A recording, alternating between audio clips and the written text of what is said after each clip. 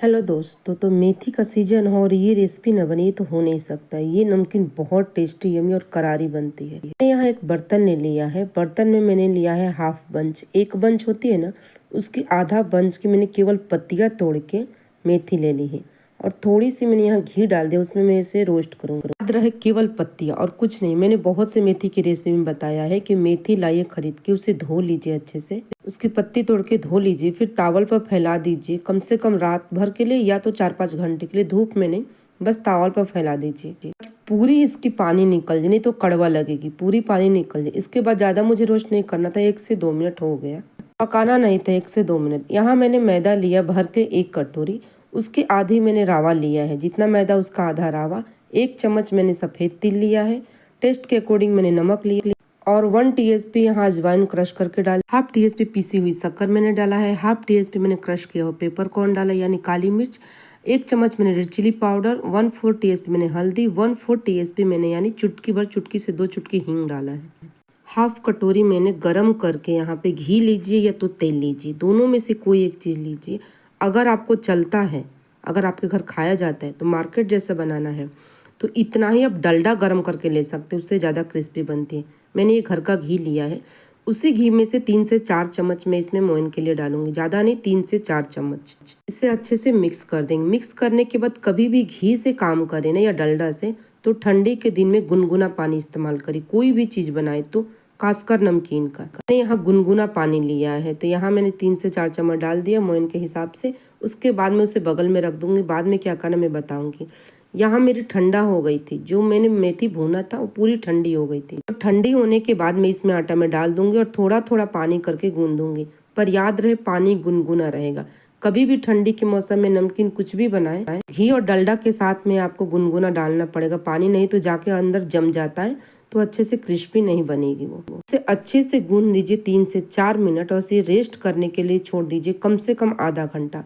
गूंदने के बाद में इसे रेस्ट करने के लिए छोड़ दो। ये नमकीन बनाइए और 1 महीने एयर टाइट डब्बे में आराम से खा सकते हैं। और मेथी का सीजन हो और ये नमकीन ना बने तो हो नहीं सकता। बहुत टेस्टी लगते हैं, यमी लगते हैं। एक बार बनाना जरूर, कमेंट करके बताने रेसिपी कैसी लगी। यहाँ मैंने ले लिया है, देखिए कॉर्नफ्लोर ले लिया। 1/4 कप मैंने यहाँ लिया है कॉर्नफ्लोर और 3 से 4 चम्मच भर के जो घी मैंने रखा था वो घी मैंने डाल दी इसे और अच्छे से मिक्स कर देंगे। घी के साथ थोड़ी सी तेल जरूर डालिए, नहीं तो बहुत जल्दी कॉर्नफ्लोर में ये जम जाती है। तो थोड़ी सी गरम तेल डाल दीजिए और नहीं तो फटाफट अगर आप बना रहे हैं, देरी से नहीं बना रहे हैं तो तुरंत के तुरंत बनाइएगा, तो तुरंत मिक्स करके रेडी रखिएगा। मैंने मिक्स कर लिया और मेरी डो रेडी हो गई, आधा घंटा हो गया है। इसके बाद मैं क्या करूँगी, काउंटर पर उसे फिर से थोड़ी सी मसल लूँगी। मसलने के बाद इसे 2 पार्ट में कर दूँगी। इसे 2 पार्ट में कर दीजिएगा और इसके बाद हम इसे बड़ी सी एक रोटी बेलेंगे।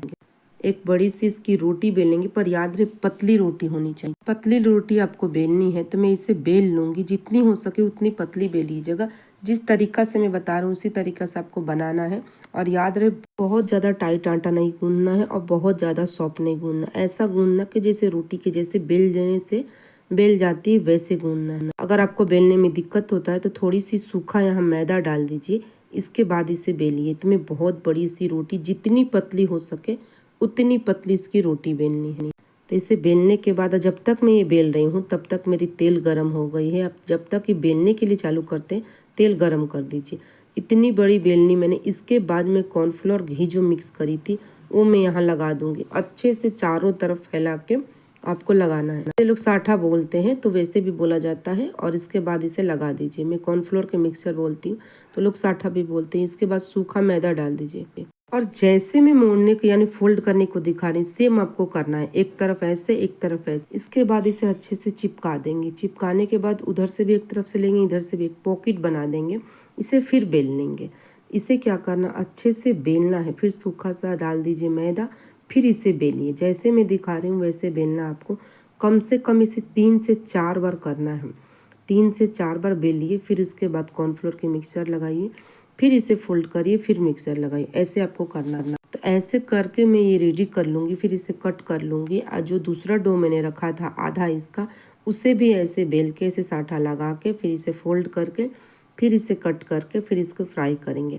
ऊपर से मतलब मैदा डालना बहुत ज़रूरी है, नहीं तो ये खुलेगा नहीं, इसकी लेयर खुलेगी नहीं। फिर एक बार देखिए मैंने फोल्ड कर दिया। फिर इसके बाद आटा लगा देंगे, फिर एक बार फोल्ड कर देंगे। ऐसे करके आपको 3 से 4 बार आपको फोल्ड करके लगाना। इसके बाद इसे पीसेस कट करेंगे। तो ऐसे फोल्ड करके जितना रहेगा, आप जितना बनाना चाहते हैं उतना बना दीजिए। पर याद रहे मेथी कभी कड़वा ना हो, पीली मेथी ना हो, और मेथी फ्रेश हो जितनी उतनी अच्छी होती है।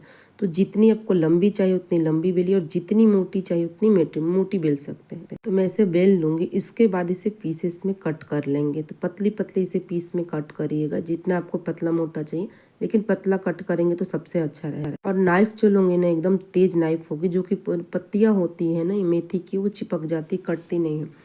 तो हो सके तो एकदम पतली पतली काटिए, जैसे एक एक लेयर निकल जाए, ऐसे काटना है आपको। मैं टोटल काट के रेडी कर लूँगी। इसके बाद देखिए मेरा तेल यहाँ गर्म हो गया है। तो तेल मेरा गर्म हो गया तो मैं इसमें एक एक करके डालूंगी। तेल में धुआं नहीं आना चाहिए, और इतना भी नहीं गर्म होना चाहिए कि पूरी एक बार में जल जाए नमकीन, और इतना भी नहीं कि जाके बैठ जाए। ऐसे मैं कभी भी चेक करके तलती हूँ कोई भी चीज़। इसके बाद मैं टोटल नमकीन यहाँ डाल दूंगी, और धीरे धीरे करके इसे फ्राई करेंगे। मीडियम और हाई के बीच में गैस की फ्लेम रहेगी। फिर इसे धीरे धीरे करेंगे और इसके बाद तलेंगे। और जो मैं जब तक ये फ्राई हो रही थी तब तक मेरी एक और बची थी डो, उससे भी बेल के ऐसे ही रेडी कर उसे भी बेल लूँगी, उससे भी साटा लगा लूँगी, उसे भी फोल्ड करूँगी, उसे भी कट करूँगी, फिर इसे फ्राई करके निकाल लूँगी।